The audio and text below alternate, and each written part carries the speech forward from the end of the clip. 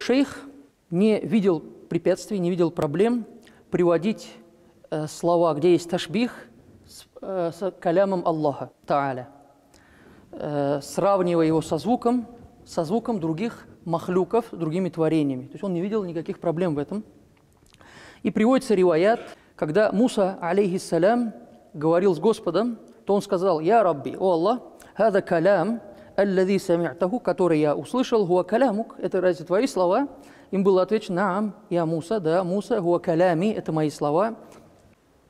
Дальше в книге Филь-Фатауа Кубра он говорит, что это ясно указывает на то, что Господь говорил саутом, звуками, что Господь говорил звуками. И дальше шейх, как всегда, не следует пути мухаддисов, не приводит санад до муаллифа, до автора. Дальше мы, когда изучаем, откуда вообще этот хабар, откуда такая весть, то находим, что это относится к исраилияту, опять же. Имам Байхаки тоже приводит подобное.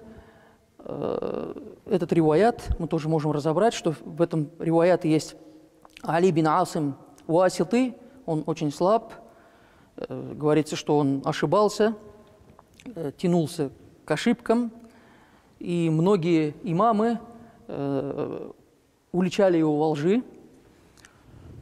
Дальше приводятся другие имена, то есть указывается на то, что этот риваят, он очень слаб, и неправильно будет опираться на него, тем более в таких вопросах, важных вопросах, когда мы говорим о Аллахе Субханаху ва Тааля.